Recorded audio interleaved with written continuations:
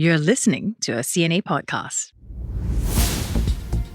Earlier this month, a deadly ferry sinking off the coast of Bali reminded us of the dangers of seafaring in Southeast Asia. The vessel sunk so quickly that many passengers on board didn't have time to put life jackets on. Dozens of people died. In Ha Long Bay too this weekend, disaster struck when a tourist boat capsized in a sudden thunderstorm. As climate change intensifies, rough seas will increasingly be on our horizon. Today we look at staying safe on the water. Hello and welcome to Climate Conversations. I'm Jack Board, and hello to Liling Tan. How are you? Hi there, Jack Board. I'm well, thank you. How are you? I'm great. Good to hear it. Now, what's your experience of sort of taking ferries, tourist boats in and around Singapore or around the region? It's a popular thing that people do to get around. I know like taking one over to Bintan, for example, is a pretty regular thing for many people there, isn't it? Yes. You know, I've only been on tourist boats, really. I've been on one really choppy one somewhere in Thailand. I can't remember. Sounds about right. And it was one of those small little speedboats. Yeah, and the water got really choppy, and it was like a little tour, and there were some of these tours on the boat that looked just absolutely miserable. But I took a Dramamine before I got on the boat. So I was... Educate me. Oh, you don't know what... Like a motion sickness? So Dramamine is like a motion sickness pill. And I took it because I knew I was going to get seasick. So I wanted to avoid it. Game changer. So the boat was like hopping up and down on the water. And people just look... I've never seen a group of people more miserable than this group of people. Bintan ferry, yes, of course, several times. It's a bigger boat, so less crazy when the water's choppy. But nothing quite close to what we've been seeing in the news, what we'll be talking about in this podcast, and what you've also covered. Yeah, I think you could definitely start to see more videos of these incidents. I guess more people with their phones, particularly around tourist hotspots in Bali, when things go wrong with vessels and people are literally like live filming what's happening and putting it on TikTok or Instagram. Yeah. So I think it's a little bit more in our consciousness for sure. One of the most emotional stories I've ever covered was the sinking of the MV Sewol. I don't know if you remember that large ferry that sank off the coast of South Korea back in 2014, carrying high school students. I didn't cover the immediate event, but the 1-year anniversary, and went to the place in Ansan where the ferry took off.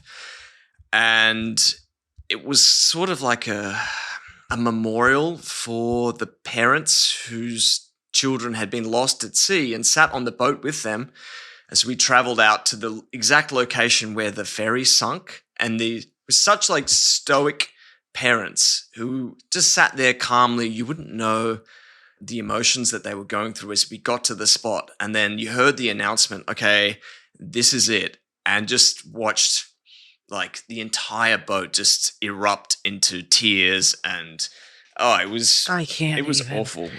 Yeah, people throwing flowers down and crying out to their children. Yeah, definitely the hardest thing I've ever had to document. I was trying to take photos and video of that. There were, I think, more than 300 high school students who died there. So, it was a really awful story. And this sort of illustrates how dangerous these types of incidents can be. And that's a really serious one. But, of course, there are people losing their lives every year throughout our region on boats. Yeah, but, what makes this so much more heartbreaking is that a lot of these accidents could have been prevented, right? And that just really compounds the tragedy. Exactly right. Yeah. Okay, change your pace. Somewhat. Quiz time for you. Now, this one the answer is found hidden in the story that we'll be talking about today. Throughout our discussion, you might learn the answer, but I want you to tell me which of these countries in our region has unfortunately registered the most maritime accidents. And this is based on 2022 numbers, because not every country has up-to-date statistics. The options for you today are Indonesia, Malaysia, the Philippines, and Thailand. Okay. Philippines, I know they've been doing pretty well on this front. They've cut down their numbers quite a lot. Thailand, I'm sure if Thailand had a really high number, you'd be making a bigger deal out of it because you're based in Thailand, but you're not. Okay. So it has to come down to either Malaysia or Indonesia. Malaysia, we know, is in one of the busiest shipping routes, the Malacca Strait. So there's a lot of activity there, which means a lot more risk.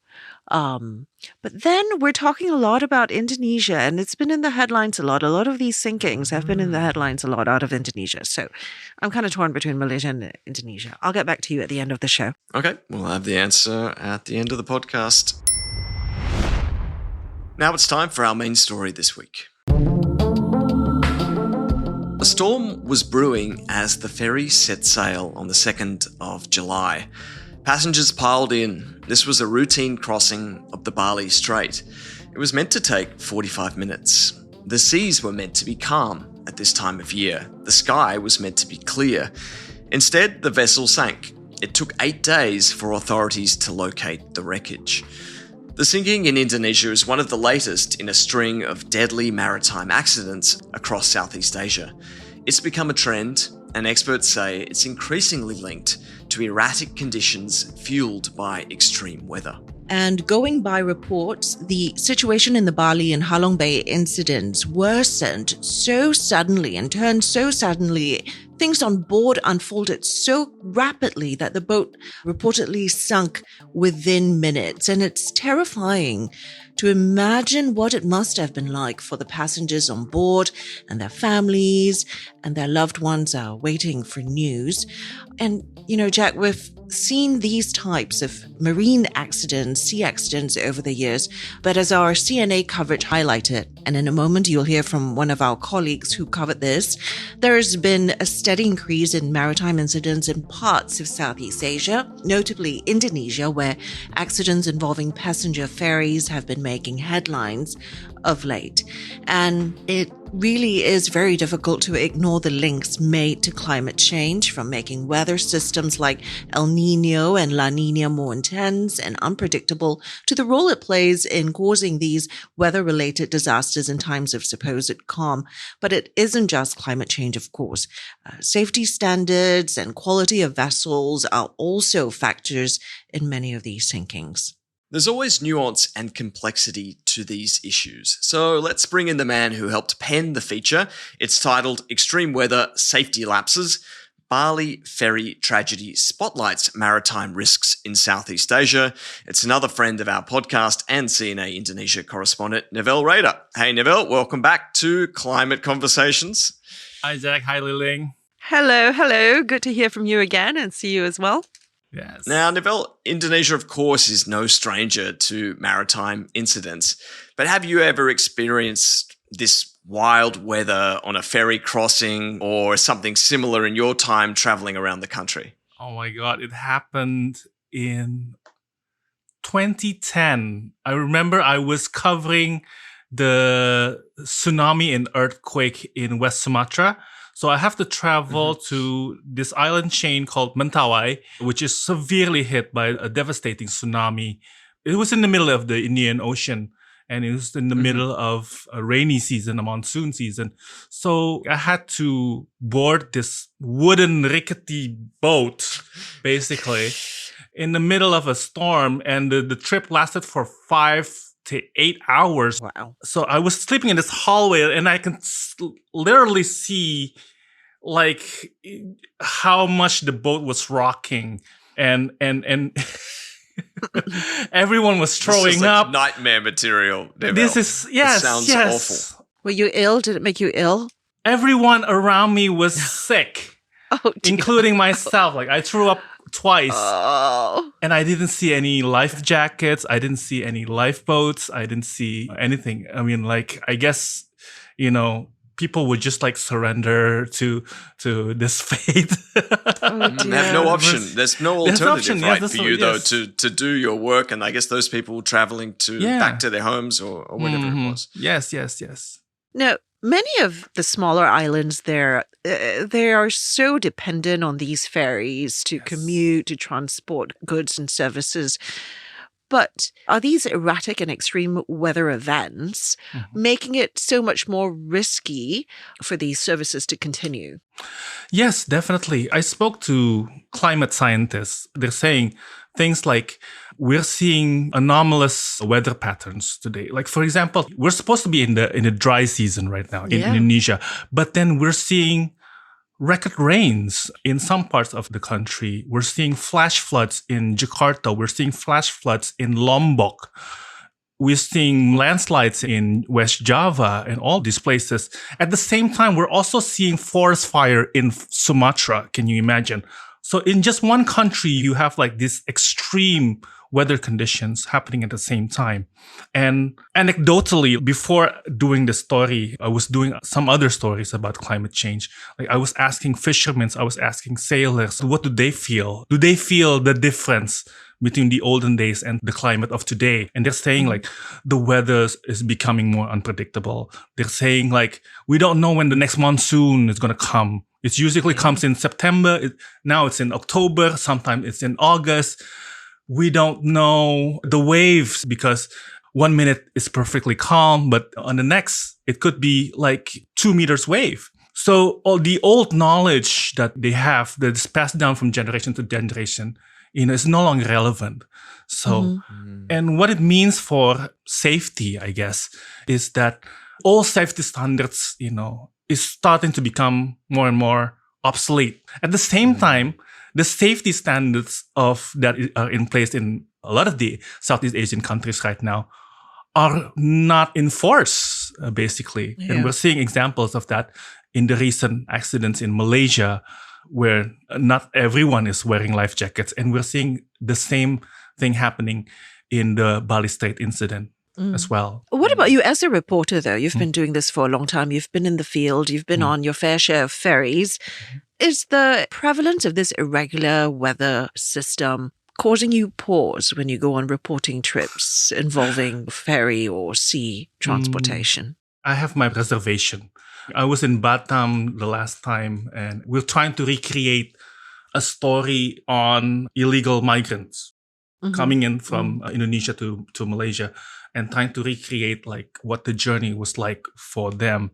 And I remember like it was exactly that. Like 1 minute it was calm, extremely calm. Like there's not even like a ripple on the ocean surface. And then the next thing you know, high waves, rocking me back and forth. But I guess you just have to be careful. You just have to be mindful of insisting, I need that life jacket. I don't care where you're going to get it. I need that life jacket, man. Just give it to me. Like, because a lot of these like small boat operators, they don't really invest in safety equipments like this. It's added cost, right? And because it's added cost. Don't realize the likelihood or the odds that something could happen until it does. Right. Right. What I found really prescient in the story and what you've explained to us here is that the times in Indonesia when the weather's meant to be calm and it's not. And this sort of sums up a lot of the conversations we have about climate change, that things aren't as they are meant to be. And so you have these operators who are not prepared for the sudden changes or the storms that are more powerful than they should be at this time of year. When you were speaking to experts about this, what did they say about the weather and the fact that it does seem kind of broken right now? Southeast Asia is sandwiched between two great oceans and a great driver in the world's climate, which is the Indian Ocean and the Pacific Ocean. In the Pacific Ocean, we know the phenomena like El Nino, La Nina. In the Indian Ocean, we have the positive dipoles, the negative dipoles. And basically, they're the same thing. There are discrepancies between various parts of the ocean, which is like creating like this extreme weather phenomenon across the world. So in the case of the Pacific, it's of course like the Americas and of course like parts of Asia. So the frequency of these phenomena happening, the intervals is becoming shorter and shorter between these phenomena. Not only that, but we're seeing like now super El Niños or super La Niñas. Yeah. The intensity is also increasing as well. What this means is that both operators and also governments cannot do business as usual, They need to step up their game. They need to step up enforcement. Both operators need to invest in as simple as a life vest. I don't know how much life vests cost, but, can you at least like... It seems like a simple fix, right? Or at least some some safety standard that would make you somewhat more safe on Or at a least- vessel if it ran into trouble, you know? Or at least like invest in good communication system, like a radio, two-way radio or something, where you can constantly communicate between you and the port officials, like trying to update you what's the latest weather it's going to be like. Hey, I'm out here fishing in the middle of the ocean. Is it safe for me to stay here within the next 2 hours, 3 hours? You need access to all those information. And at the same time, like, you need to enhance the way we get the information as well. Governments need to invest in buoys, in satellites. All these things can be solved through technology. What you're talking about really now is about adaptation, right? Adjusting and adapting to these increasingly intense and unpredictable weather systems brought on by climate change. But with this collision course that we've seen with climate and the lack of safety, sufficient robust safety protocols and standards, do you think this is nudging the government in terms of, looking at the links between climate change and the need for better safety standards as part of its solution here to reduce these accidents? Well, that's the thing. Like, we see a lot of hype. We see a lot of talks, controversies, debates, basically, happening when accidents happen. Yeah. But after about a month, 2 months, 3 months, it sort of like disappear from everyone's consciousness, people's conversation.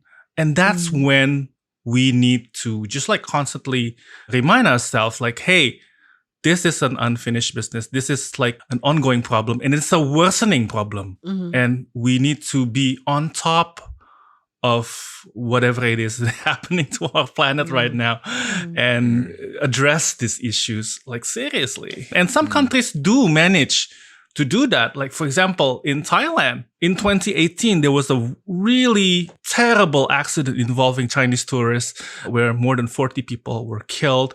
They found out like there's something, the way the boat was designed was faulty. The way the boat was constructed was faulty. And the way the boat was certified was, dubious, So, and then they started to change their game, really get serious about implementing safety measures. And again, economics is the real impetus here because they're losing money because no one is coming to Phuket like after the incident. They were losing billions of dollars. And that's why there's an incentive to basically increase the safety. So yeah, I remember that incident and it was pretty shocking and it had huge impacts on Thailand's tourism sector. Although the Chinese market did rebound sort of in 2019, you still see the remnants of those impacts of an incident like that because people remember it. And the Chinese tourism market to Thailand is still suffering because people consider the country unsafe. Just to pick up on that as well, I think that the data in the story was really interesting. I'm not sure how difficult it was for you guys to find the number of incidents in all of the different countries that you looked at. But it was interesting that some countries like Indonesia are seemingly recording more incidents. Others like Thailand are seeing fewer major incidents. So what do you deduce from looking at those statistics from a regional sort of perspective? First, I want to answer your question, like how difficult it is to find those figures. Like, because not everyone, right. Because not everyone shares the same standard of what counts as accidents, Like, for example, in Indonesia, they only count like the major ones involving like stainless steel ships, which needs to be certified by the Ministry of Transportation. So it doesn't include like the fishing accidents involving like traditional fishermen out there that needs to be rescued someplace. I don't know. Like, so that's why if you see like, wow, Indonesia really have a low number of accidents compared to Malaysia, which is like twice more than Indonesia. So that's kind of like one of the difficulties in finding the statistics. What was your question again? What's going on with this data? Oh, okay. Like, why some countries are going down, some other countries are going up. And I guess it's part of the point that, okay, Thailand actually seemingly did something about this when it had a big incident. Right. The difference is some countries are really serious about like addressing, not letting the same accidents happen again. And some countries are, I would say, slow to enforce their own regulation, their own safety standards. That's why we're seeing these cases time and time again. Of course, there's challenges like, for example, like Indonesia. Indonesia is an archipelago nation. The same with the Philippines. Of course, enforcing the regulation is going to be a quite challenge, because how do you inspect like every boat in every island, in every province, and make sure that they're up to standards, complying to the safety requirements? Of course, that's going to be impossible, but at least there needs to be some kind of an awakening, I guess, especially from the boat operators themselves. Like, I need to put safety first, because yes, this guy, this tourist is gonna scream at me for like, hey, why are you not sailing? Yeah. Oh yeah, but you know, like, I don't want to wear a life jacket. I don't want to wear a life cool. jacket because it doesn't look cool for my Instagram Yeah. photo. Exactly. Yeah, everyone needs to realize that safety must come first, especially in a turbulent time like this one. We talked a little bit earlier about investing in some of these safety items like life jackets, but there's a lot of technology. You wrote a whole section about technology in your coverage. Things like weather monitoring systems, radar, sensors. Now, it is pricey for governments to install, but from your perspective, how much of the onus of actually investing in all this should be on the government, should be on the private companies, and on us as passengers when we book trips? For us, you know, when we see one boat operator offering so much less than the competitors, we should be asking ourselves, why is this price point so ridiculously cheap? Are they cutting corners on safety, for example? Check whether the boat operators have insurance, for example, for their trips. That's the thing that you can do. For boat owners, it can be as simple as a communication system. You will be surprised, like not every ship has a two-way radio. Not every ship has adequate number of life jackets. And sometimes they carry more than they should because they want more money, obviously, from passengers. You see this in Bali, you see this in Jakarta as well. You see this everywhere, especially on the holiday seasons. You got kids there, man. Come on. Yeah, so definitely more people exceeding the maximum capacity limit. Right. Yeah? And they disembark from ports that are operated by the government. These are government-owned ports. There should be like officials there, just like seeing first glance, like, hey, I don't think all these people would fit in your boat. Or, hey, actually, like the Met agency just like announced a storm warning. So be careful. Like be careful. Everybody can lift their game a little bit, and we might get some better results.